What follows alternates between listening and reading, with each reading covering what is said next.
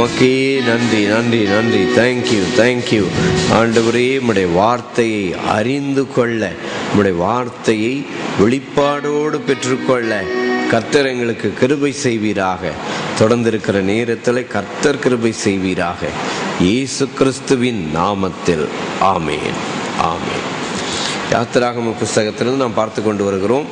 இன்றைக்கு கர்த்தர் என்ன வைத்திருக்கிறார், நமக்கு என்ன அதில் ஹல்லேலூயா வெளிப்படுத்தி கொடுக்கிறார் என்பதை மறுபடியும் நாம் பார்ப்போம்.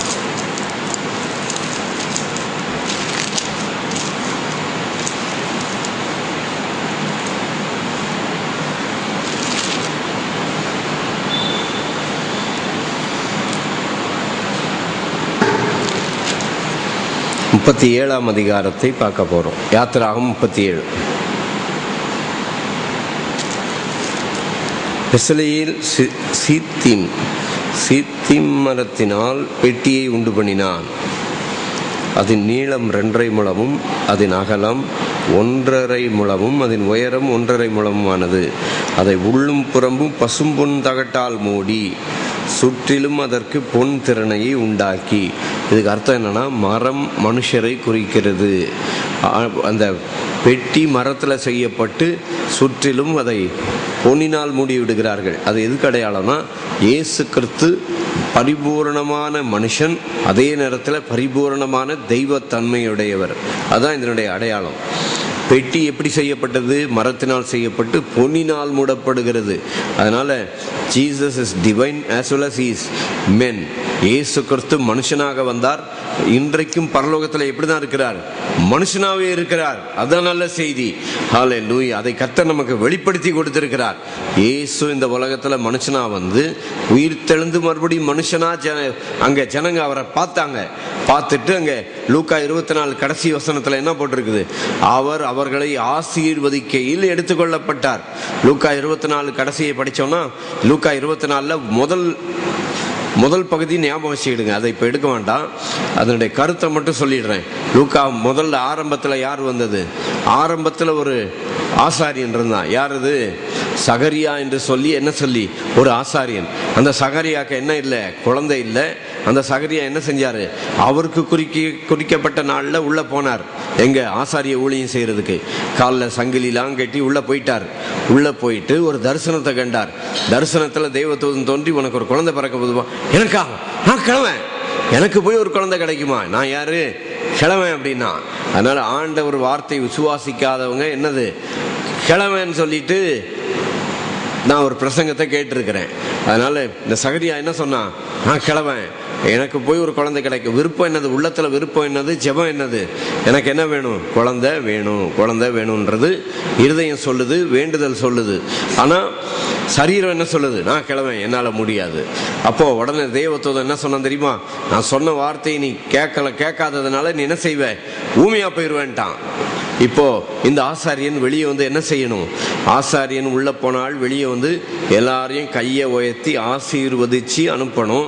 அந்த ஆசாரியன் வந்துட்டு பென்னாரு. எல்லாம் ஒருத்தர் பேசிக்கிட்டாங்க. என்னமோ இந்த ஆளுக்கு என்னமோ ஆகிப்போச்சு, போலாம் வா அப்படின்னு சொல்லிட்டு ஒருத்தர் பார்த்து என்ன சொன்னாங்க? போலாம் அப்படின்ட்டு போயிட்டாங்க. ஏன்னா சகரியாவால் என்ன செய்ய முடியல? பேச முடியல. இப்ப அடுத்த ஆசாரியன், லூக்கா முதல்ல சொன்ன ஆசாரியனை இப்ப சொல்லிட்டேன். இப்ப அடுத்த ஆசாரியனை பத்தி இப்ப படிங்க. லூக்கா 24 கடைசியில அவர்களை ஆசீர்வதிக்கையில், அதுக்கு முந்தின வசனத்திலிருந்து படிங்களேன். அதுக்கு முந்தின வசனத்துல இருந்து படிங்க. அதுதான். பின்பு அவர் பெத்தானியா வரைக்கும் அவர்களை அழைத்து கொண்டு போய் கை என்ன செய்தார்? உயர்த்தி அவர்களை என்ன செய்தார்? ஆசீர்வதித்தார். அவர்களை ஆசீர்வதிக்கையில், அப்போ உங்களுக்கு எனக்கும் நம்ம கண்ணு முன்னால இருக்க வேண்டிய படம் என்ன? பெத்தானியா வரை கூட்டிட்டு வந்து என்ன பண்ணாரு? கையை உயர்த்தி ஆண்டவர் என்ன செஞ்சாரு? ஆசீர்வதிச்சாரு. ஆசீர்வதிச்சிட்டு இருக்கும் போதே அப்படியே பரலோகம் போனார்னா, இன்னைக்கு வரைக்கும் என்னதான் பண்ணிட்டு இருக்கிறாரு? ஆசீர்வதித்து கொண்டுதான் இருக்கிறாரு, மனுஷனா இருக்கிறார். படிங்க. அவர்களை ஆசீர்வதிக்கையில் அவர்களை விட்டு பிரிந்து பரலோகத்திற்கு எடுத்துக்கொள்ளப்பட்டார். இப்ப ஏன் இதை பார்த்தோம்? யாத்திராகமம் 37 ஆரம்பம் என்ன சொல்லுது? அதுல மரத்தினால், சித்தி மரத்தினால் ஒரு பெட்டியை உண்டு பண்ணினான். அதன் உயரம் அதெல்லாம் படிச்சிட்டோம். 2ஆம் வசனம் என்ன சொல்லுது? அதை உள்ளும் புறமும் பசும்பொன் தகட்டால் மூடி. அதுக்காக தான் இதை பார்த்தோம். இயேசு யாரு? முதல்ல இருந்த ஆசாரியும் வெறும் மனுஷனும் வந்துட்டு அதுவும் ஊமையாக வந்துட்டு போயிட்டான். 2வது வந்த லூக்கா கடைசி அதிகாரத்தில் அந்த வந்த ஆசாரியன் என்ன பண்ணாரு? கையை உயர்த்து ஆசீர்வதிச்சிட்டு பரலோகம் போனார். ஆசீர்வதிக்கையில் அவர் பரலோகம் எடுத்துக்கொள்ளப்பட்டார். அதனால இந்த பெட்டி மரத்தினால் செய்யப்பட்டது இயேசு மனுஷனாய் வந்ததுக்கு அடையாளம். பெட்டியை பொன் தகட்டினால் மூடினது. இயேசு முற்றிலும் he is 100% God and he is 100% man. அவர் 100% தேவனும் 100% மனுஷனுமாய் வந்தார். ஹல்லேலூயா, glory to God. அதற்கு 4 பொன் வளையங்களை வார்ப்பித்து அவைகளை அதன் 4 மூலைகளிலும் போட்டு ஒரு பக்கத்தில் 2 வளையங்களும் மறுபக்கத்தில் 2 வளையங்களும் இருக்கும்படி தைத்து, இதை தைக்கிறது, இதை ஆணி அடிக்கிறது, அரைகிறது, இதெல்லாம் யாரு? இயேசுவை குறிக்கிறது. இயேசு நமக்காக சிலுவையில் அறையப்பட்டது. அவர் நமக்காக என்ன செய்யப்பட்டார்? தைக்கப்பட்டார். அதனால இந்த பைபிள் முழுதும், வேதாகமம் முழுவதும் உங்களை பத்தி இல்லை, என்ன பத்தி இல்லை, யாரை பத்தி சொல்லி இருக்குது? இயேசு. இந்த வேதத்துல யாரை பார்க்கணும்? ஒவ்வொரு வசனத்துல இயேசுவை பார்க்கணும். அதை விட்டுட்டு நான் என்ன செய்யணும் அப்படின்னு சொல்லி பார்த்து படிச்சீங்கன்னா குற்றவாளியா மாறி போயிருவீங்க. ஒரு தடவை இப்படிதான் எசேக்கியா மிகுந்த ஐஸ்வர்யம் உள்ளவனாய் மாறினான் அப்படின்ட்டு ஒரு தடவை படித்தேன். அப்போ ஒரு டாக்டர் ஒருத்தர் பக்கத்துல இருந்து என்ன சொன்னாரு? அவன் எப்படி ஐஸ்வர்யவானா சொல்லுங்க பாஸ்டர், நான் கூட அப்படி பண்ணிடுறேன் அப்படின்னார். அதனால வேதத்தை படிச்சுட்டு ஒருத்தன் எப்படி ஐஸ்வர்யவான ஆனா அப்படின்ட்டு பார்த்துட்டு நம்மளும் அதை போல செய்ய முயற்சி பண்ணினா அது ஒரு முட்டாள்தனம். ஏன்னா இந்த வேதத்துல யாரை பார்க்கணும்? இயேசுவை பார்க்கணும். அந்த எசேக்கியாவுடைய வாழ்விலே அந்த இடத்துல இயேசு எங்க வர்றாருன்னு பார்த்தீங்கன்னா தான் தப்பிச்சிங்க. இல்லைன்னா எசேக்கியா 4 நாள் உபவாசம் பண்ணானா நீங்க 40 நாள் போய் உபவாசம் பண்ணி நொந்து நூலா போய் கெட்டு போயிருவீங்க. ஆனா எசேக்கியா என்ன பண்ணான்னு போட்டிருக்கு தெரியுமா? அவன் பலி செலுத்தினான் என்று சொல்லப்பட்டிருக்கிறது. அதனால இன்னைக்கு நீங்கள் நானும் போய் ஒரு ஆடை கொண்டு வந்து பலி செலுத்தல. அதுக்கு பதில் என்ன செய்யறோம்? கர்த்தருடைய பந்தியை வைத்து நாம் ஆசரிக்கிறோம். கர்த்தருடைய பந்தியை எப்போ வைக்கணும்? சர்ச்சில் எப்போ ஒரு நாள் பாஸ்டர் வைக்கிறாரா அன்னைக்கா? கர்த்தருடைய பந்தி எப்போங்க வைக்கணும்? வேதவசனம் என்ன சொல்லுது? as often as you remember me. என்னை இங்கிலீஷ்ல 1 கொரிந்தியர் 11:25 இங்கிலீஷ்ல போட்டிருக்கு. வர பல டிரான்ஸ்லேஷன் எடுத்து படிச்சு பாருங்க. as often you do this, என்னை நினைவு கூறும் போதெல்லாம் இதை செய்யுங்கள் சொல்லி ஆண்டவர் சொன்னார். எப்பெல்லாம் ஆண்டவர் நினைக்கிறோமோ அப்பெல்லாம் என்ன செய்யலாம்? கர்த்தருடைய பந்தி என்ன செய்யலாம்? வைக்கலாம். அது ஒரு பெரிய அதுக்கு பேர் சாக்கிரமந்து. அதுக்கு பேரு இங்கிலீஷ்லயும் சாக்கிரமண்ட், தமிழ்லயும் சாக்கிரமந்து. அதை ஒரு சாக்கிரமந்தா மாற்றி, மந்திர பொருளாய் மாற்றி, பக்திக்குரிய பொருளாய் மாற்றி அதை பாஸ்டர் மட்டும்தான் கொடுப்பாரு. அதுவும் சிகரெட் பிடிச்சி குடிச்சிட்டு ஏதாவது பண்ணாங்கன்னா அவங்க என்ன செய்யக்கூடாது? பந்தியில் பங்கு பெறக்கூடாது, ஏஞ்சி போயிடணும். ஆனால் பந்தியில் பங்கு பெறக்கூடாதுன்னு சொல்றதுக்கு இந்த வேதத்தில் யாருக்கும் சொல்றதுக்கு என்ன கிடையாது? தகுதியும் கிடையாது, அதிகாரமும் கிடையாது. இயேசு கிறிஸ்து தன்னை காண்பித்து கொடுக்க வந்த யூதாஸ் பாக்கெட்ல 30 வெள்ளிக்காசை வாங்கி போட்டுட்டு வந்தான். வாங்கி போட்டுட்டு வந்தவனுக்கே என்ன பண்ணாரு? இயேசு அந்த யோவான் 13 படிச்சீங்கன்னா என்ன போட்டிருக்கோம்? சகலத்தையும் அறிந்தவராய் அப்படின்னு போட்டு ஆரம்பிக்கும். சகலத்தையும் அறிஞ்சு பாக்கெட்ல காசை போட்டு வந்தான். அவனுடைய காலையும் கழுவி அவனுடைய காலை என்ன செஞ்சாரு? தொடச்சாரு. ஆண்டவர் இயேசுவின் அன்புக்கு என்ன கிடையாது? அளவே கிடையாது. அதனால கர்த்தருடைய பந்திக்கு யாரையுமே தகுதி இல்லைன்னு சொல்லி சொல்றதுக்கு நமக்கு உரிமை கிடையாது. கர்த்தருடைய பந்தியை பாஸ்டர் தான் கொடுக்கணுன்றதும் கிடையாது. கர்த்தருடைய பந்தியை நம்முடைய சபையில சொல்லி இருக்கிற மாதிரி எல்லா வீட்டிலையும் என்ன செய்யலாம்? எல்லாரும் என்ன செய்யலாம்? கர்த்தருடைய பந்தியை நீங்க வைக்கலாம். யோவான் 6ஆம் அதிகாரத்தை படிச்சு 1 கொரிந்தியர் 11 படிச்சு என்ன செய்யலாம்? கர்த்தருடைய பந்தி வைக்கலாம். ஏன்னா யோவான் 6ஆம் அதிகாரத்தில் ஒரு வசனத்தை படிச்சிருங்களேன். என்ன பண்றது தெரியுமா? யோவான் 6:35-36 படிங்க. 35 ஜீவ அப்பம் நானே நினைக்கிறேன். 36 படிங்க. நீங்கள் என்னை கண்டிருந்தும் விசுவாசியாமல் இருக்கிறீர்கள் என்று உங்களுக்கு சொன்னேன். பிதாவானவர் எனக்கு கொடுக்கிற யாவும் என்னிடத்தில் வரும். பிதாவானவர் கொடுக்கிறவர்கள் தான் இயேசுவிடத்தில் வருவார்கள். அப்போ இந்த வார்த்தையை கேட்கிற நீங்க எல்லாரும் பிதாவினால் கொடுக்கப்பட்டவர்கள், தெரிந்து கொள்ளப்பட்டவர்கள். படிங்க. என்னிடத்தில் கொடுக்கப்பட்ட யாவும் என்னிடத்தில் வரும். என்னிடத்தில் வருகிறவனை நான் என்ன செய்வதில்லை, புறம்பே தள்ளுவதில்லை. என் சித்தத்தின்படி அல்ல, என்னை அனுப்பினவரின் சித்தத்தின்படி செய்யவே நான் வானத்திலிருந்து இறங்கி வந்தேன். அவர் எனக்கு தந்தவைகளில் ஒன்றையும் நான் இழந்து போகாமல் கடைசி நாளில் அவைகளை எழுப்புவதே என்னை அனுப்பின பிதாவினுடைய சித்தம். யாரெல்லாம் கர்த்தருடைய பந்தியில் பங்கு பெறுகிறார்களோ அத்தனை பேரும் கர்த்தர் என்ன செய்வார், கடைசி நாளில் எழுப்புவார். அதை சபை எப்படி மாத்திருச்சு? பாவம் செஞ்சவனை எழுப்ப மாட்டாரு, பாவம் செய்யாதவனை தான் எழுப்புவார்னு பைபிளில் போடலை. தேவன் தம்முடைய ஒரே பேரான, சரிண்ணா அது எல்லாருக்கும் தெரிஞ்ச வசனம் இல்லையா, நான் இன்னும் சுருக்கமாக சொல்லிடுறேன். 1 Corinthians 15:22 என்ன போட்டிருக்குது? ஆதாமுக்குள் எல்லாரும் மரிக்கிறது போல கிறிஸ்துவுக்குள் எல்லாரும், அங்கே பிராக்கெட்டில் போட்டிருக்குதா, பாவம் செய்யாதவன் போட்டிருக்கா, கிறிஸ்துவுக்குள் எல்லாரும் உயிர்ப்பிக்கப்படுவார்கள். அப்போ இயேசுவை ஏற்றுக்கொண்ட எல்லாருமே என்ன செய்வாங்க, உயிர்ப்பிக்கப்படுவாங்க. ஆமாம் தானே, அப்படி தானே பிரதர் இம்மானுவேல்? இயேசுவை ஏற்றுக்கொண்ட எல்லாருமே உயிர்ப்பிக்கப்படுவார்கள். ஹல்லேலூயா, க்ளோரி. இப்போ மறுபடியும் யாத்திராகமத்துக்கு வந்துடலாமா? உங்கள் பிதாக்கள் வனாந்திரத்திலே மன்னாவை சாப்பிட்டும் மரித்தார்கள். இந்த அப்பத்தை புசிக்கிறவன் என்ன செய்வான், என்றென்றைக்கும் பிழைப்பான் என்று ஆண்டவர் சொன்னார். அதனால ஆண்டவர் அப்பத்தை புசிக்கிறவன் என்ன செய்வான், என்றென்றைக்கும் வாழ்கிறவன். ஆண்டவர் சொன்னார், ஜீவ அப்பம் நானே. இந்த நீங்கள் என் சரீரத்தை புசியாவிட்டால், என் சரீரத்தை, என் மாம்சத்தையும் என் இரத்தத்தையும் பானம் பண்ணாவிட்டால் உங்களுக்கு என்னிடத்துல என்ன இல்லை, பங்கில்லை என்று ஆண்டவர் சொன்னார். அதனால ஆண்டவருக்கு பங்கில்லாத மாதிரி ஜனங்களை மாத்துறதுக்கு பாஸ்டருக்கு அதிகாரம் இல்லை, எனக்கு அதிகாரம் கிடையாது. அதனால எங்க சபையில பாத்தீங்கன்னா எல்லாருக்கும் இயேசுவை ஏற்றுக்கொண்டு இயேசுவை ஆண்டவர் என்று சொல்ற எல்லாருக்கும் என்ன செய்யறோம், கர்த்தருடைய பந்தியை கொடுக்கிறோம். அதனால ஞானஸ்நானம் எடுத்தவங்களுக்கு தான் கர்த்தருடைய பந்தின்றது பைபிள்ல கிடையாது. இயேசுவை ஆண்டவர் என்று சொல்லி விசுவாசிக்கிற எல்லாருக்குமே என்ன உண்டு, கர்த்தருடைய பந்தியில பங்கு பெறுகிற உரிமை உண்டு. சரி, இப்போ மறுபடியும் வந்துடலாமா? யாத்திராகம புஸ்தகம் தொடர்ந்து அதை பார்த்துருவோம்.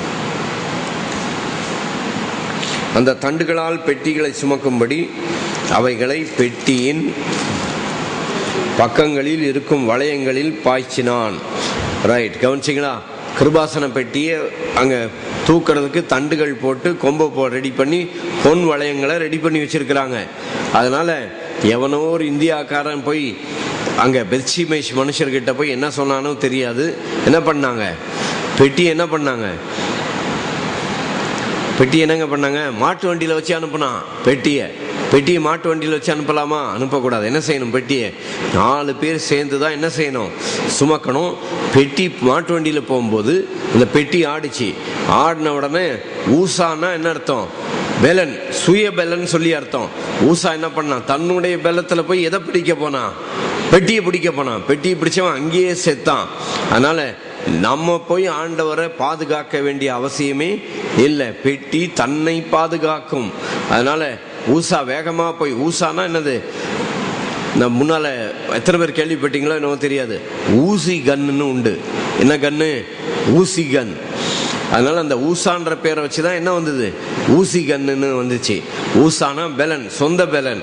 சொந்த பெலத்தை வச்சு கர்த்தரிடத்துல என்ன செய்ய முடியாது, போய் நம்முடைய கிரியை வைத்து கர்த்தரிடத்துல போய் ஒன்றையும் பெற்றுக்கொள்ள முடியாது. கர்த்தரிடத்துல எதை பெற்றுக்கொள்ளனாலும் எப்படி பெற்றுக்கொள்ளணும், கிருபையின் நிமித்தமே தான் என்ன செய்ய முடியும், பெற்றுக்கொள்ள முடியும். அது காலையில பல முறை நான் சொன்னேன், anything we do independent of God by ourselves is the law. கர்த்தரை விட்டு நாம எந்த காரியத்தை நாம செய்தால் அதுக்கு பேர் தான் என்னது, நியாயப்பிரமாணம். பழைய ஏற்பாடு ஃபுல்லா நீங்க பார்க்கலாம். ஆசா கர்த்தரை சார்ந்து கொண்டான். யாரெல்லாம் கர்த்தரை சார்ந்து கொண்டார்களோ அந்த நேரத்தில் பயங்கரமான அற்புதங்களையும் அதிசயங்களையும் நாம் பார்க்க முடியும். எந்த ஒரு காரியத்தையும் கர்த்தரை விட்டு சுய பலத்தில் தம் மாம்ச பலனை நம்பி, அந்த மாம்ச பலனை நம்பி காரியங்களை செய்கிறவன் சபிக்கப்பட்டவன் சொல்லி இருக்குது. கர்த்தரை சார்ந்து ஜீவிக்கிறவன் தான் யாரு, ஆசீர்வதிக்கப்பட்டவன். எங்க இருக்குது, எரேமியா 17 இருக்குது. எடுத்து வாசிங்க பார்க்கலாம்.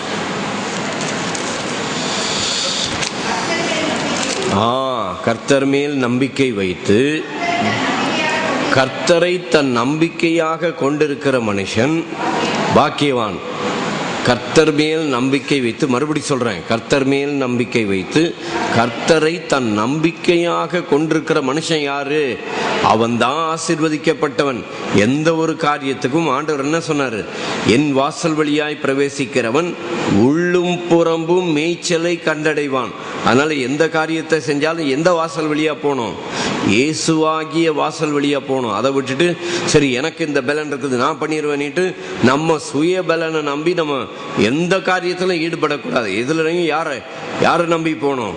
இயேசுவை நம்பி போகணும். மறுபடியும் அந்த வசனத்தை படிங்களேன். கர்த்தர் மேல் நம்பிக்கை வைத்து கர்த்தரை தன் நம்பிக்கையாக கொண்டிருக்கிற மனுஷன் பாக்கியவான். அடுத்தது யாரு? சபிக்கப்பட்டவன். மனுஷர் மேல் நம்பிக்கை வைத்து மாம்சமானதை தன் புயபலம் ஆக்கி கொண்டு கர்த்தரை விட்டு விலகுகிற இருதயமுள்ள மனுஷன் சபிக்கப்பட்டவன். யாரு? கர்த்தரை விட்டுட்டு நான் செஞ்சிருவேன், என்னால முடியும், என் கையில சம்பாதிக்கிறேன், நான் என் காலில் நான் நிக்கிறேன். நீ உன் காலில் நின்னதும் போதும், உன் கையில சம்பாதிச்சதும் போதும். ஏன்னா உன் கையில சம்பாதிக்கிறது எத்தனை நாள் நிற்கும்ன்றதுக்கு கேரண்டி கிடையாது. ஆனா கர்த்தர் ஒரு மனுஷனை ஆசீர்வதித்தால் அந்த ஆசீர்வாதம் நித்தியம் வரைக்கும் என்ன செய்யும்? நீங்காத இருக்கும். கர்த்தருடைய ஆசீர்வாதமே என்ன தரும்? ஐஸ்வர்யத்தை தரும். ஆண்டவர் ஆசீர்வதிச்சுன்னா அந்த ஆசீர்வாதத்தை என்ன செய்ய மாட்டாரு? திரும்ப எடுக்க மாட்டார். அதான் என்னாகும் 23 அங்கே 21 24 வரைக்கும் வசனங்கள் என்ன போட்டிருக்கு தெரியுமா? இதோ ஆசீர்வதிக்க கட்டளை பெற்றேன், அதை நான் என்ன செய்யக்கூடாது? திருப்பக்கூடாது. Behold, I received command to bless, I cannot reverse it. ஆண்டவர் ஆசீர்வாதத்தை என்ன செய்யறதில்லை? திருப்புறதில்லை. ஒரே ஒரு உதாரணம் சொல்லட்டுமா? ஈசாக்கு கண்ணு குருடாய் போச்சு. கண்ணு குருடாய் போய் யாரை ஆசீர்வதிச்சிட்டான்? யாக்கோபு ஆசீர்வதிக்கிறதுக்கு பதில் யாரை ஆசீர்வதிச்சிட்டான்? ஏசாவை ஆசீர்வதிக்கிறதுக்கு பதில் யாக்கோபு ஆசீர்வதிச்சிட்டான். உடனே சரி ஏமாத்திட்ட நீ, அதனால நான் ஆசீர்வாதத்தை என்ன செஞ்சிடறேன்? திருப்பிடுறேன்னு சொல்லி ஈசாக்கு திருப்பினானா? ஆசீர்வதித்தால் ஆசீர்வதித்தது அதை கர்த்தர் என்ன செய்யறது இல்லை? திருப்புறது கிடையாது. கர்த்தர் என்ன செய்கிறவர்? ஆசீர்வதிக்கிறவர். He never reverse back any blessing. எந்த ஆசீர்வாதத்தை கர்த்தர் என்ன செய்யறது கிடையாது? திருப்புறதே கிடையாது. ஏன்னா அதுக்கு இன்னொரு உதாரணம் வேணுமா? சிம்சோன் மேல என்ன இருந்தது? கர்த்தருடைய பலன் இருந்தது. அவன் என்னது? பெண்ணை பார்த்து பெண்ணு பின்னால ஓடி போனா, பெண்ணு பின்னால ஓடி போய் என்ன செஞ்சது? கண்ணை குத்தி மாவரைக்க வச்சாங்க. மாவரைக்க வச்சாலும் அந்த சிம்சோன் மேல இருந்த வல்லமையை கர்த்தர் எடுத்தாரா? எடுக்கல. அவன் என்ன சொன்னான் தெரியுமா? ஆண்டவரே, இந்த ஒரு விஷயம் என்னை நினைத்தருளும், இந்த பெலிஸ்தியரோடு கூட நான் சேர்ந்து செத்து போறேன்னு சொல்லிட்டு ஒரு தூணை பிடிச்சி ஒரு உலுக்கு உலுக்கி அவன் வாழ்நாள்ல பெலிஸ்தரை சங்கரித்ததை விட அவன் சாகும்போது அவன் சங்கரித்தது அதிகம். அதனால இயேசு கிறிஸ்து தன் வாழ்நாளிலே அதுலயும் இயேசுவை தான் பார்க்கணும். அதுலயும் இயேசு கிறிஸ்து இந்த உலகத்துல இருந்த வாழ்நாளிலே அங்கே சத்துருவை விரட்டி சுகத்தை கொடுத்தது பார்க்கிலும் அவர் மரித்து உயிர்த்தெழுந்த பொழுது சாத்தானின் கிரியைகளை முற்றிலுமாய் சங்கரித்து விட்டார். ஹல்லேலூயா. சிம்சோனை பார்த்தா பத்தாது, அதுலயும் யாரை பார்க்கணும்? இயேசுவை பார்க்கணும். ஹல்லேலூயா, க்ளோரி, தேங்க்யூ. சரி, மறுபடி பார்க்கலாமா? யாத்திராகமத்துக்கு வந்துருவோம். கிருபாசனத்தையும் பசும்பொனினால் பண்ணினான். அது 2.5 முழ நீளமும் 1.5 முறை அகலமானது. தகடாய் அடிக்கப்பட்ட பொன்னினால் 2 கேருபீன்களையும் உண்டாக்கி கிருபாசனத்தின் 2 ஓரங்களிலே ஒரு புறத்து ஓரத்திலே ஒரு கேருபீனையும் மறுபுறத்து ஓரத்திலே மற்ற கேருபீனுமாக அந்த கேருபீன்களை கிருபாசனத்தின் 2 ஓரங்களிலும் அதனோடு ஏக வேலைப்பாடாக பண்ணினான். அந்த கேருபீன்கள் தங்கள் செட்டைகளை உயர விரித்து தங்கள் செட்டைகளால் கிருபாசனத்தை மூடுகிறவைகளும் ஒன்றுக்கொன்று எதிர்முகம் உள்ளவைகளுமாய் இருந்தது. கேருபீன்களின் முகங்கள் கிருபாசனத்தை நோக்கி கொண்டிருந்தது. கவனிச்சிங்களா? நம்ம கிருபாசன பெட்டி இங்க பண்ணி வச்சோம். அப்ப அந்த கேருபீன் முகம் எதை பார்க்கணுமா? கிருபாசனத்தை பார்க்கணுமா? நம்ம உதாரணத்துக்கு இங்க பெட்டிலாம் வச்சு காமிச்சு வளர்க்கணும் இல்லையே. அப்ப அதுல என்ன போட்டிருக்குது? கேருபீன் என்ன செய்யணும்? கிருபாசனத்தை பார்க்கிறவர்களா இருக்கணும். அதனுடைய செட்டைகள் அந்த கிருபாசன பெட்டியை மூடுறதா இருக்கணும். ஒரு புறத்து ஓரத்திலே ஒரு கேருபீனும். அடுத்த வசனம், அந்த கேருபீன்கள் தங்கள் சட்டைகளை உயர விரித்து தங்கள் சட்டைகளை கிருபாசனத்தை மூடுகிறவைகளும் ஒன்றுக்கொன்று எதிர்முகம் உள்ளவைகளுமாய் இருந்தது. கேருபீன்களின் முகங்கள் கிருபாசனத்தை நோக்கி கொண்டிருந்தன. மேஜையையும் சித்தி மரத்தால் உண்டு பண்ணினான். அது 2 முழ நீளமும் 1 முழ அகலமும் 1.5 முழ உயரமானது. அதை பசும்பொன் தகட்டினால் மூடி. அதை ஏற்கனவே விளக்கத்தை சொல்லிட்டேன். இயேசு கிறிஸ்து மரம் மனுஷனை குறிக்கிறது. அதை பற்றி எசேக்கியேல்ல போட்டிருக்குது. இன்னைக்கு அந்த வசனத்தை நான் படிக்கலை.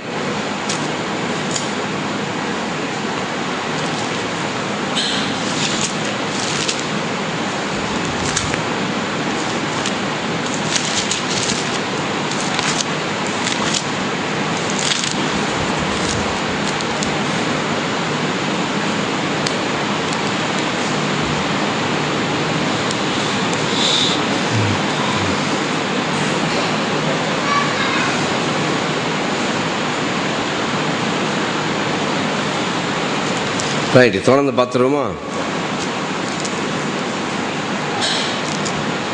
சுற்றிலும் அதற்கு 4 விரற்கடையான சட்டத்தையும் அதன் சட்டத்தை சுற்றிலும் பொன் திறனை உண்டு பண்ணி அதற்கு 4 பொன் வளையங்களையும் வார்ப்பித்து அவைகளை அதன் 4 கால்களுக்கும் இருக்கும் 4 மூலைகளும் தைத்தான்.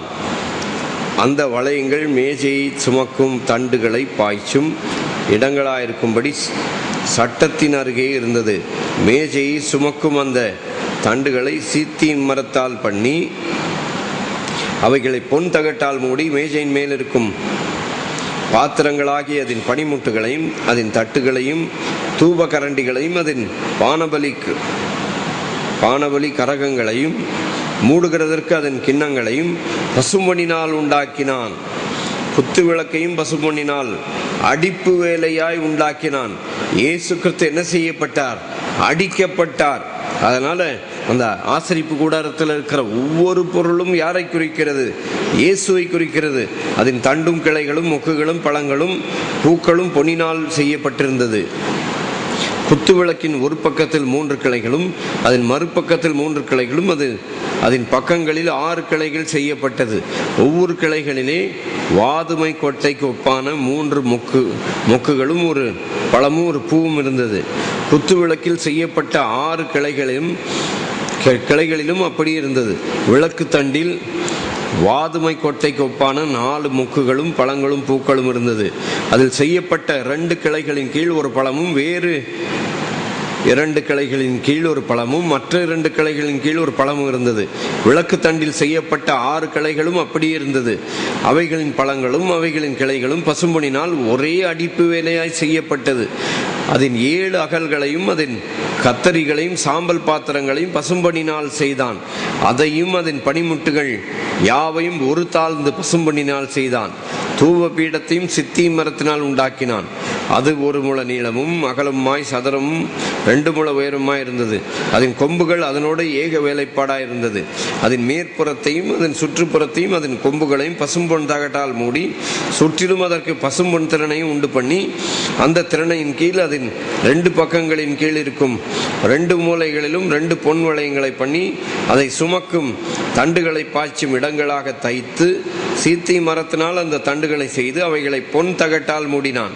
பரிசுத்த அபிஷேக தைலத்தையும் சுத்தமான சுகந்தங்களின் தூப வர்க்கத்தையும் தைலக்காரன் வேலைக்கு ஒப்பாக உண்டு பண்ணினான். சுகந்தம் என்று சொன்னால் என்னன்றதுக்கு ஒரு வசனம் படிச்சிடுறீங்களா? எபேசியர் 5:2 படிங்க. சுகந்த வாசனை யாரு அப்படின்னு போட்டிருக்கு வேதத்துல. கிறிஸ்து நமக்காக தம்மை தேவனுக்கு சுகந்த வாசனையான காணிக்கையாகவும் பலியாகவும் ஒப்பு கொடுத்து. ஹலோ, அந்த இடத்துல ஒரு பிரேக் பண்ணுங்க. ஒப்பு கொடுத்தது யாரு? நீங்களா? யாருங்க? சொல்லுங்க பிரதர், சொல்லுங்க சிஸ்டர். ஒப்பு கொடுத்தது யாரு? சாகிற வரைக்கும் ஒப்பு கொடுப்பாங்க. ஒப்பு கொடுத்து ஒப்புக்கு தான் என்ன செய்வாங்க, ஒப்பு கொடுப்பாங்க. எது வரைக்கும்? சாகிற வரைக்கும். ஆண்டவரே ஒப்பு கொடுக்குறேன், ஆண்டவரே ஒப்பு கொடுக்குறேன், ஆண்டவரே ஒப்பு கொடுக்குறேன், ஆண்டவரே ஒப்பு கொடுக்குறேன். எனக்கு தெரிஞ்ச ஒரு நண்பர், எனக்கு அது ஞாபகம் வந்துருச்சு. நான் +2 படிக்கும்போது இங்கே நம்ம பக்கத்தில் கிறிஸ்டியன் காலேஜ் இருக்குல்ல, அதில் கிளார்க்காக வேலை செஞ்சார். அவர் சும்மா இல்லாமல் என்ன பண்ணார், நான் +2 படிக்கும்போது எந்திரிச்சு நின்று அல்லேலியான்னாரு. சபையார் எல்லாரும் அல்லேலியான்னாங்க. அது மட்டும் இல்லாமல் என்ன சொன்னார், நான் ஆண்டவருக்கு முழு நேர ஊழியத்துக்கு என்னை ஒப்பு கொடுக்குறேன்னாரு. எப்போ? நான் +2 படிக்கும்போது. இப்போ நான் +2 படிச்சு எவ்வளோ வருஷம் ஆச்சு? எப்படியும் ஒரு 20 வருஷம் 30 வருஷம் ஆயிருக்குமா? அவ்வளோ நாள் ஆகியும் இன்னும் அந்த கிளார்க்காக தான் இருக்கிறாரு. இன்னும் ஒப்பு தான் கொடுக்குறாரு. என்ன செய்யறாரு? ஒப்பு தான் கொடுத்துட்டு இருக்கிறாரு. அங்கே ஒரு பேக்கை தூக்கிட்டு ஆஃபீஸ் போயிட்டு வீட்டுக்கு வந்துட்டு ஒப்பு கொடுத்து தான் இருக்கிறாரு. ஒப்பு கொடுக்குற ஆள்லாம் பார்த்தீங்கன்னா என்ன செய்யும், டெய்லி ஒப்பு கொடுத்துட்டு தான் இருக்கும். ஒப்பு கொடுத்தது நீங்க, உங்களால ஒப்பு கொடுக்க முடியாது. ஒப்பு கொடுத்தது யாரு? இயேசு. அவரை பாருங்க, ஒப்பு கொடுத்த அவரை. கிறிஸ்துவானவர் தம்மை, படிங்க அந்த வசனத்தை. கிறிஸ்து நமக்காக தம்மை தேவனுக்கு சுகந்த வாசனை. நீங்க ஒப்பு கொடுத்தா தேவனுக்கு அது வாசனை கிடையாது. யார் தேவனுக்கு வாசனை? கிறிஸ்து தான் தேவனுக்கு வாசனை. தம்மை தேவனுக்கு சுகந்த வாசனையான காணிக்கையாகவும் பலியாகவும் ஒப்பு கொடுத்து நம்மில் அன்பு கூர்ந்தது போல அவர் ஒப்பு கொடுத்து அன்பு கூர்ந்தார். நம்ம ஒப்பு கொடுக்கறேன்னு செத்தே போயிடுவாங்க. அதுக்கப்புறம் எங்க ஒப்பு கொடுத்து எங்க நல்லா வேலை செய்யும்போது, நான் ஒரு கிராமத்துக்கு போனேங்க. முதல் எப்போ 10th ஸ்டாண்டர்ட் படிச்சுட்டு இருக்கும்போது ஒரு கிராம ஊழியத்துக்கு போனேன் 15 வயசுல. போனப்போ அங்கே ஒருத்தர் கேட்டார். அங்கே போய் பிரசங்கம் பண்ணிட்டு முடிச்ச உடனே ஒரு ஆள் வந்து கேட்டார். யாரோ தெரியாது, ஒரு ஆள் என்கிட்ட வந்து கேட்டார், எங்கள் கிராமத்தில் நிறைய பேர் ஊழியம் செய்ய வர்றாங்க. நிறைய ரிட்டையர்டு ஆளுங்கெல்லாம் வந்து ஏசு நல்லவர் ஏசு நல்லவர் சொல்லிட்டு போயிடுறாங்க. நீங்களும் அதை போல் ஏசு நல்லவர்னு சொல்லிட்டு போக வந்தீங்களா, இல்லை இந்த ஊரில் வந்து ஒரு ஆலயம் கட்டி தருவீங்களான்னு ஒரு வார்த்தை கேட்டார் ஒருத்தர். அன்னைக்கு யோசித்து தீர்மானம் பண்ணி இன்னைக்கு கர்த்தர் நமக்கு இந்த ஆலயம் கட்டப்பட்டது 28வது ஆலயம். 28வது ஆலயமாக இதை கட்டுறதுக்கு கர்த்தர் உதவி செஞ்சு இன்னைக்கு 28வது ஆலயத்தில் உட்காந்து பேசிக்கிட்டு இருக்கிறோம். ஆண்டவர் ஒரு 100 ஆலயமாவது இப்படியா கட்டணும்னு சொல்லி பிளான் பண்ணோம். இப்போ 28 கட்டி இன்னும் நிற்கிது. இன்னும் பேலன்ஸ் கட்டுறதுக்கு கர்த்தர் கிருபை செய்து வாய்க்க செய்வார். அவராலே கூடாத காரியம் ஒன்றுமில்லை. நம்ம பலம் இல்லை, நம்ம போடுற அந்த டார்கெட்டு கிடையாது, நம்ம லாஜிக்கும் கிடையாது. யாரை பார்க்கணும்? யாருடைய ஒப்பு கொடுத்தல்? கிறிஸ்துவனுடைய ஒப்பு கொடுத்தலுக்கு ஒரு 2-3 வசனம் படிச்சிடலாமா? எங்க இருக்க? முதல் ஒப்பு கொடுத்தல் எபேசியர் 5:2. அடுத்த ஒப்பு கொடுத்தல் எங்க? கலாத்தியர் 2:20. கிறிஸ்துவுடனே கூட சிலுவையில் அறையப்பட்டேன், ஆயினும் பிழைத்திருக்கிறேன். இனி நான் அல்ல, கிறிஸ்துவே எனக்குள் பிழைத்திருக்கிறார். நான் இப்பொழுது என் மாம்சத்தில் பிழைத்திருக்கிறதோ என்னில் அன்பு கூர்ந்து எனக்காக தம்மைத்தாமே ஒப்பு கொடுத்த தேவனுடைய குமாரனை பற்றும் விசுவாசத்தினாலேயே என்ன செய்திருக்கிறேன்? நான் பிழைத்திருக்கிறேன். நீங்க யாருக்காக பிழைச்சிருக்கிறீங்க? நீங்க ஒப்பு கொடுத்து உங்க ஒப்பு கொடுத்தல நம்பி பிழைச்சிருக்கிறீங்களா, இல்ல ஒப்பு கொடுத்த அவரை நம்பி பிழைச்சிருக்கிறீங்களா? இப்ப 2வது ஒப்பு கொடுத்தல் படிச்சோம். இன்னும் அடுத்த ஒப்பு கொடுத்தல் என்ன இருக்குது தெரியுமா? ரோமர் 8:32 நினைக்கிறேன். எடுத்து வாசிங்க பார்க்கலாம். தம்முடைய சொந்த குமாரன் என்று பாராமல் நம் எல்லாருக்காகவும் அவரை ஒப்பு கொடுத்தவர் அவரோடு கூட மற்ற எல்லாவற்றையும் நமக்கு அருளாதிருப்பது எப்படி? சொந்த குமாரன் என்றும் பாராமல் தம்மைத்தாமே நமக்காய் ஒப்பு கொடுத்தவர். இப்ப இந்த செய்தியை கேட்கிற ஆள்ல யாரா ஒருத்தர் உங்க பிள்ளைய ஒப்பு கொடுப்பீங்களா? எதுக்கு? சாகிறதுக்கு. அன்னைக்கு நம்ம சபையில் 7 வார்த்தையை பிரசங்கம் பண்ணப்போ ஒருத்தர் சொன்னார், யாரோ ஒரு பிரசங்கியார் சொன்னாராம், குழந்தை பிறக்கிறதுக்கு முன்னாலே வயிற்றுல குழந்தை இருக்கும் போதே ஆண்டவரே என் பிள்ளையே வட இந்தியாவில் சாக ஒப்பு கொடுக்குறேன். கவனிக்கிறீங்களா? எந்த மனுஷனும் ராஸ்கல்ஸ், எந்த ராஸ்கலும் சாக ஒப்பு கொடுக்க வேண்டாம். சாக ஒப்பு கொடுத்தது யாரு? இயேசு கிறிஸ்து. அவர் நமக்காக மரித்ததுனால எந்த மனுஷனும் என்ன செய்ய வேண்டாம், ஏமாத்தி ஜனங்களை வஞ்சித்து வச்சிருக்கிறாங்க. பிறக்கிறதுக்கு முன்னாலே சாக ஒப்பு கொடுக்கணுமா? யாராவது முழு மனசா சொல்லுங்க, உங்க பிள்ளைய சாக ஒப்பு கொடுப்பீங்களா? முடியுமாங்க? அப்ப என்னத்துக்கு பொய்யா ஒப்பு கொடுப்பாயான்னு சொல்லி பிரசங்க வேற, அதுக்கு வேற பாட்டு வேற. என்ன தெரியுமா? உலகோர் உன்னை பகைத்தாலும் உண்மையாய் அன்பு கூறுவாய். ஆண்டவரே கேட்கல, மனுஷன் கேட்கறான். யாரு?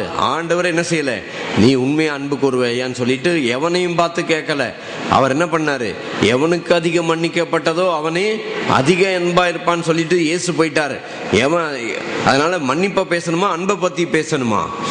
எவனுக்கு அதிகம் மன்னிக்கப்பட்டதோ அவன் தான் என்ன செய்வான்? அதிக அன்பா இருப்பான். அதனால நீ அன்பு கூறு.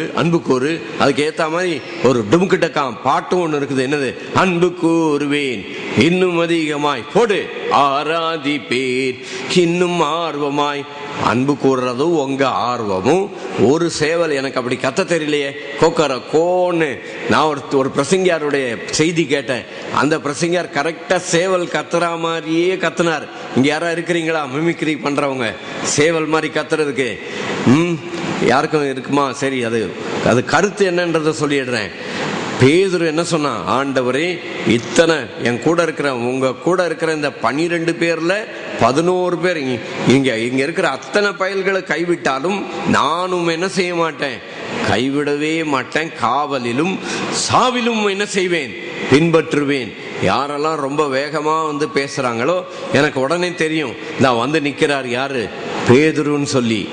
என்ன வேகமா வந்து நான் அப்படி செஞ்சிருவேன், இப்படி செஞ்சிருவேன், நான் பாஸ்டருக்கு கையா இருப்பேன், காலா இருப்பேன். இந்த ஒரு சில ஆட்கள் இங்க வந்து சொல்லிச்சு.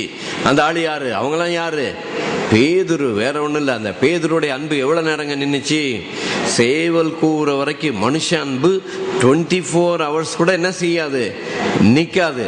அதனால வேகமா உங்க அன்பு வேண்டாம், உங்க ஆர்வமும் வேண்டாம். அதுக்கு பதில் யாருடைய அன்பை பார்க்கணும்? இயேசுவின் அன்பை தான் நம்ம என்ன செய்யணும்? பார்க்கணும். இயேசுவின் அன்பை பார்த்து ஒரு பல்லவி பாடலாமா? அன்பு எத்தனை பெரியது என்னாவும் விவரிக்க அரியது, அதின் ஆழம் அகலமும் அளந்திட இந்த பூவின் மாந்தற்கு ஆகாதே. தமிழ்ல நம்ம அன்பு எத்தனை பெரியதுன்னு பாடினா, இங்கிலீஷ்ல ஒருத்தர் பாடினார். என்னது? I never know how much it cost to see my sin upon the cross. ஒரு இங்கிலீஷ்ல ஒரு பாட்டு இருக்குது. I never know how much it cost to see my sin upon the cross. அதாவது ஏன் பாவத்தை சிலுவையில வைக்கிறதுக்கு அதனுடைய செலவு கரையத்தை என்னால உணர்ந்து கொள்ளவே முடியாது. I never know how much it cost. I never know how much it cost to see my sin upon the cross. I never know how much it cost to see my sin upon the cross. I never know how much it cost to see my sin upon the cross. அவருடைய அன்பை குறித்து நான் சொல்லிக் கொண்டிருக்கிறேன். I never know how much it cost to see my sin upon the cross. அதாவது என் பாவத்தை இயேசுவின் மேல பார்க்கிறதுக்கு அவர் செஞ்ச கரையத்தை என்னால உணர்ந்து கொள்ளவே முடியாது. அவருடைய ஒப்பு கொடுத்தலை பார்த்து, ஆண்டவரே உம்முடைய அன்பிற்காய் நன்றி என்று சொல்லி அவர் பாதத்திலே தஞ்சம் பெற்றுக் கொள்றதை விட்டுட்டு, ஆண்டவரே உம்மிடத்தில் அன்பு கூறுவேன் இன்னும் ஆர்வமான்னு சொல்லிட்டு நிறைய டுபாக்கூர் பொய் ஏமாத்தல் சொல்லி நம்ம எந்த பித்தலாட்டமும் பண்ண வேண்டாம். இந்த சத்தியத்தை கேட்ட நாள்ல இருந்து நான் இந்த பாட்டை நிறுத்திட்டேன். எந்த பாட்டு? எப்ப வந்தாலும் முதல்ல என்ன பாடுவேன் தெரியுமா? பலிபீடத்தில் என்னை பரணி பொய். பலிபீடத்துல சிலுவையில உங்களை வச்சு அறைய ஒப்பு கொடுப்பீங்களா? பாட்டு மட்டும் என்னது? பலிபீடத்தில் என்னை பரணே, என்னை படைக்கிறனே. இந்த வேலைன்னா என்ன அர்த்தம்? என்னை வச்சு சிலுவையில ஆணி அடின்னு யாரா ஒருத்தர் வாங்கலாம் பாக்கிறேனா? சிலுவையில அறையிறதுக்கு ஒருத்தர் வருவீங்களா? ஒருத்தர் வரவும் முடியாது, சிலுவையில அடிக்கப்படவும் முடியாது. அடிக்கப்பட ஒப்பு கொடுத்தது யாரு? பொய், பாட்டில் மட்டும் பொய். பலிபீடத்தில் என்னை பரணி படைக்கிறேனே இந்த வேளை. அதை ரொம்ப பக்தியா என் லைஃப்ல எத்தனையோ முறை நான் அந்த பாட்டை பாடியிருக்கிறேன். என்னைக்கு ஏன் அன்பு இல்லை அவர் அன்புன்னு சொல்லி கண்டுபிடிச்சனோ அன்னைக்கோட அந்த பாட்டு என்ன செஞ்சது, ஒளிஞ்சே போச்சு. தெரியாம கை விரல் கீபோர்டில் அந்த பாட்டை வாசித்தாலும் என்ன செய்யறது இல்லை, ஆண்டவரை இது என்ன, நான் என்னால் படைக்க முடியாது, அதெல்லாம் போய் அதுக்கு பதில் என்ன சொல்லி பாடலாம். எல்லாரும் சேர்ந்து சொல்றீங்களா? பாட்டுகள்னா 2வது முறை பாடும்போது பாடுங்க. தலைவா உன்னை வணங்க என் தலை மேல் கரம் குவித்தே, வரமே உன்னை கேட்க நான் சிரமே தாழ் பணிந்தேன். தலைவா உன்னை வணங்க, சொல்லுங்க எல்லாரும். என் தலை மேல் கரம் குவித்தே, வரமே உன்னை கேட்க நான் சிரமே தாழ் பணிந்தேன். அவருடைய அன்பை பத்தி சொல்லலாமா? அகல் போல் எரியும் அன்பு, அது பகல் போல் மனம் பரவும். அகல் போல் எரியும் அன்பு, அது பகல் போல் மனம் பரவும். நிலையாய் உன்னை நினைத்தால் நான் மலையாய் உயர்வடைவேன், நான் மலையாய் உயர்வடைவேன். எல்லாரும் சேர்ந்து சொல்லுங்க பார்க்கலாம். நிலையாய் உன்னை நினைத்தால் நான் மலையாய் உயர்வடைவேன், நான் மலையாய் உயர்வடைவேன். தலைவா உன்னை வணங்க என் தலை மேல் கரம் குவித்தே, வரமே உன்னை கேட்க நான் சிரமே தாழ் பணிந்தேன். நம்ம என்ன பாடணும்? தலைவா உன்னை வணங்க என் தலைமேல். அப்படி செஞ்சே பாடலாமே. என் தலைமேல் கரம் குவித்து, 2 கரங்களை தலைமையில கரம் குவித்து ஆண்டவரை வணங்கி பாடுங்களேன். எல்லாரும் சேர்ந்து கை வைத்துறீங்களா? ரைட். தலைவா உன்னை வணங்க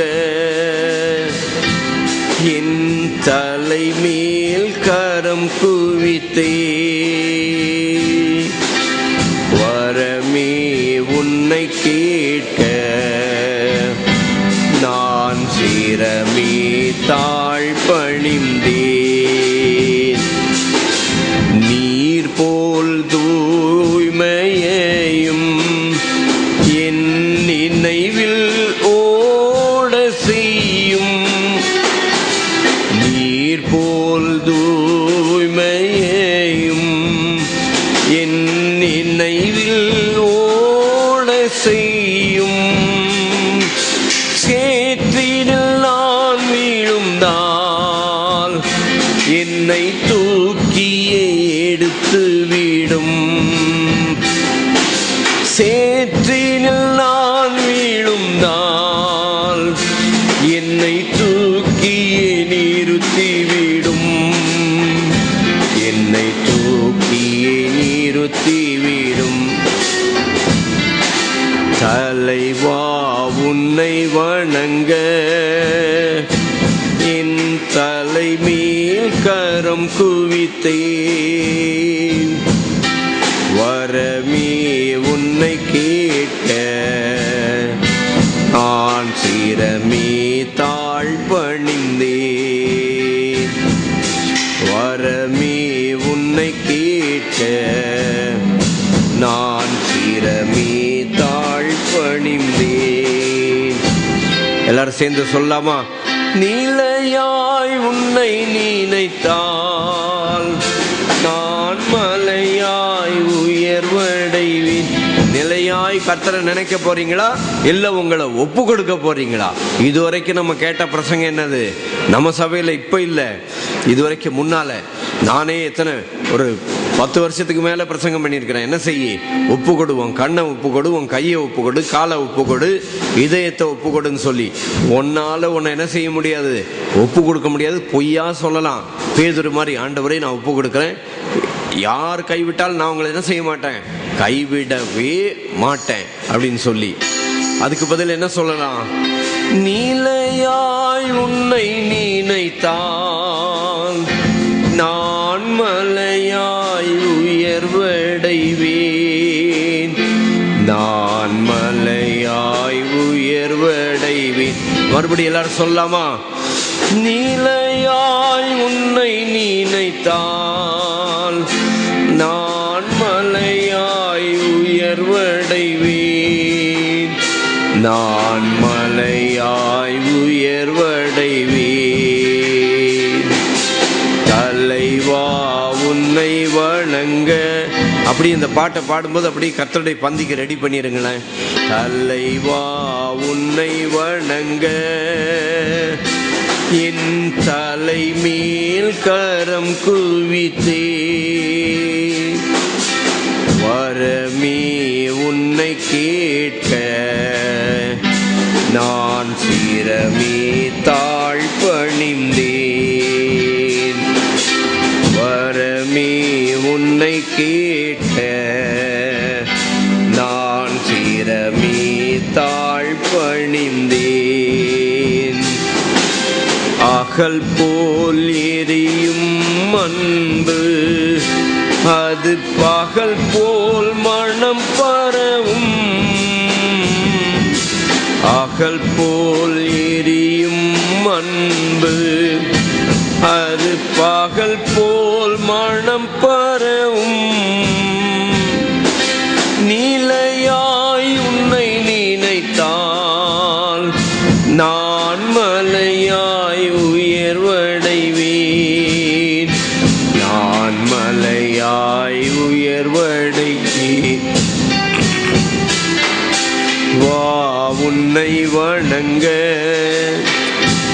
என் தலை மேல் கரம் குவித்தே,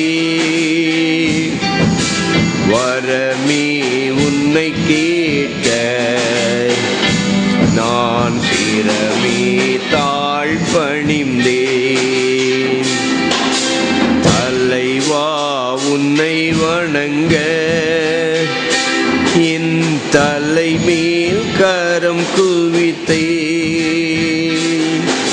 வரமே உன்னை கேட்க நான் சிரமே தாழ் பணிந்தேன். வரமே உன்னை கேட்க நான் சிரமே தாழ் பணிந்தேன்.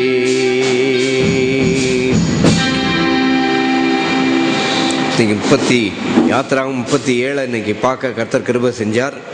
இன்னும் 3 அதிகாரம் தான் இருக்குது. 38 கொஞ்சம் நல்லா இருக்கும். 39, 40 கடைசியில் இன்னும் 3 அதிகாரம் தான் இருக்குது. நம்ம ஆதியாகமம் 1 ஆரம்பித்து யாத்திராகமத்தில் 37 அதிகாரம் வரைக்கும் பார்க்க கர்த்தர் கிருபை செய்தார். ஆண்டவரே, எங்களுக்காக பிற்கப்பட்ட உம்முடைய விலையேற பெற்ற சரீரத்திற்காய் நன்றி. நான் உங்களுக்கு ஒப்புவித்ததை கர்த்தரிடத்தில் பெற்றுக்கொண்டேன். அது என்னவெனில், இயேசு தாம் காட்டி கொடுக்கப்பட்ட அன்று ராத்திரி ஸ்தோத்திரம் பண்ணி அப்பத்தை பிட்டு, நீங்கள் வாங்கி புசியுங்கள், இது உங்களுக்காக பிற்கப்படுகிற என்னுடைய சரீரமாயிருக்கிறது என்றார். ஆண்டவரே, எங்களுக்காக உம்முடைய விலையேற பெற்ற சரீரத்தை பிற்க கொடுத்தபடியால் உமக்கு நன்றி செலுத்துகிறோம். ஒரு சிலர் இந்த செய்தியை MP3 கேட்டு மறுபடியும் இந்த செய்தியை போட்டு அப்பத்தையும் திராட்சை ரசத்தையும் வச்சு எங்கள் ஜெர்மனியில் அங்கே இருக்கிற பிரதர் என்ன செய்கிறார், ஜெர்மனியில் மட்டும் இல்லை, எத்தியோப்பியாவில் இருக்கிற நம்முடைய பிரதர் ராஜா திலகரும் என்ன செய்கிறாங்க, இந்த செய்தியை போட்டு அப்பத்தையும் எடுத்து திராட்சை ரசத்தையும் வச்சு நம்ம கூட அவங்களும் சேர்ந்து கர்த்தருடைய பந்தியில் பங்கு பெறுகிறார்கள். இதில் சிடியில் கேட்டு ஹல்லேலூயா, ஆண்டவரே எங்களுக்காய் பிற்கப்பட்ட கொடுக்கப்பட்ட உடைய விலையேற பெற்ற சரீரத்திற்காய் நன்றி. எல்லாரும் சேர்ந்து பெற்றுக்கொள்ளுங்கள். Thank you, thank you. கர்த்தருடைய பந்தியில நாம் நினைக்க வேண்டியது கர்த்தர் நமக்கு செய்த புண்ணியத்தை நாம் நினைக்க வேண்டும். ஹல்லேலூயா. நீர் என்னை நேசித்து தெரிந்தெடுத்தீர், அளவற்ற அன்பினான் சொல்லி அழைத்தீர், நீசன் என்னை மாபெரும் இரக்கத்தால். நீர் என்னை நேசித்து தெரிந்தெடுத்தீர், அளவற்ற அன்பினான் பேர் சொல்லி அழைத்தீர், நீசன் என்னை மாபெரும் இரக்கத்தால். 100,000 துதிகளால் உம்மை போற்றுவேன், உம்மை போற்றுவேன். உம் அன்பு எத்தனை பெரியது, என்னாவும் விவரிக்க அரியது. அதில் ஆழம் அகலமும் அளந்திட இந்த பூவின் மாந்தற்கு ஆகாதே. ஆண்டவரே, எங்களுக்காய் கொடுத்த உம்முடைய வெளியேற பெற்ற சரீரத்துக்காய் நன்றி. நம்ம எல்லாரும் சேர்ந்து கர்த்தருடைய சரீரத்தை புசிக்கலாம். Thank you father. க்ளோரி.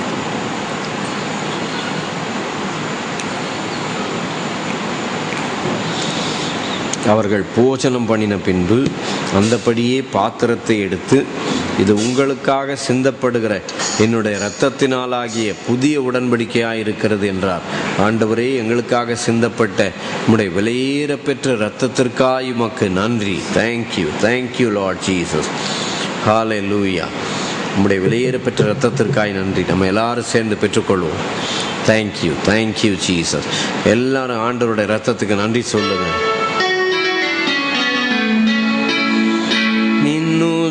நின்னுதிரமதினால் திறந்தனின் ஜீவ புது வழியாம்.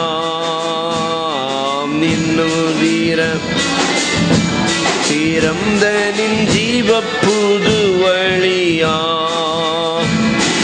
நின்னடியார்க்கு பிதாவின் சன்னி சேரவுமி சந்ததம். நின்னடியார்க்கு பிதாவின் சேரவுமி சந்ததம். ஸ்தோத்திரம் இயேசுநாதா, ஸ்தோத்திரம் இயேசுநாதா, ஸ்தோத்திரம் உமக்கென்றும் ஸ்தோத்திரம் இயேசுநாதா. ஸ்தோத்திரம் செய்கின்றோம் நின்னடியார் நாமத்தின் ஆதரவில். ஸ்தோத்திரம் செய்கின்றோம் நின்னடியார் திருநாமத்தின் ஆதரவில். வெளியேற பெற்ற இரத்தத்திற்காய் ஸ்தோத்திரம்.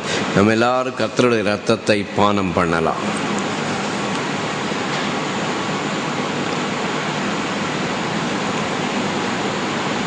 ஜெபம். எங்களை நேசிக்கிற நல்ல பிதாவே, இந்த நல்ல மாலை நேரத்துக்காக உமக்கு நன்றி. இந்த நாள் காலையிலும் மாலையிலும் உம்மை நோக்கி பார்க்க, உம்முடைய சமூகத்தில் வந்து உம்முடைய வேதத்தை, உம்முடைய வார்த்தையை தியானிக்க, ஆண்டவரே உம்மை அறிந்து கொள்ள கர்த்தர் தந்த கிருபைக்காக, ஸ்லாக்கியத்திற்காக உமக்கு நன்றி செலுத்துகிறோம். ஆண்டவரே, இந்த வார்த்தையை கேட்ட எல்லாரையும் ஆசீர்வதிக்கிறோம். ஆண்டவரே, இந்த பந்தியில் பங்கு பெற்ற எல்லாருக்கும் நான் அவனை கடைசி நாளில் எழுப்புவேன் என்று சொன்ன உம்முடைய உன்னதமான பாக்கியத்திற்காக ஸ்தோத்திரம் செலுத்துகிறோம். ஆண்டவரே, வந்த யாவரையும் இயேசு கிறிஸ்துவின் நாமத்தில் ஆசீர்வதிக்கிறோம். நீர் பாவிகளுடைய கைகளிலே ஒப்பு கொடுக்கப்பட்டதினாலே ஆண்டவரே, இவர்கள் இந்த உலகத்திற்குள்ளாக போகும் பொழுது உம்முடைய சகல தயவையும் பெற்றுக்கொள்ளத்தக்கதாக இயேசு கிறிஸ்துவின் நாமத்திலே உம்முடைய ஜனத்தை ஆசீர்வதித்து அனுப்புகிறோம். கர்த்தர் உம்முடைய ஜனத்தை ஒவ்வொரு நாளும் ஆசீர்வதித்து பெருக செய்கிறபடியால் உமக்கு நன்றி, உமக்கு நன்றி செலுத்துகிறோம்.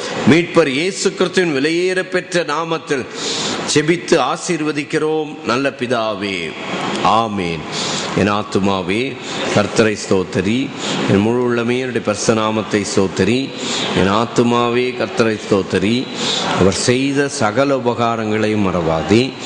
அவர் உன் அக்கிரமங்களை எல்லாம் மன்னித்து உன் நோய்களை எல்லாம் குணமாக்கி உன் பிராணனை அழிவுக்கு விலக்கி மீட்டு உன்னை கிருபையினாலும் இரக்கங்களினாலும் முடிசூட்டி நன்மையினால் உன் வாயை திருப்தியாக்குகிறார்.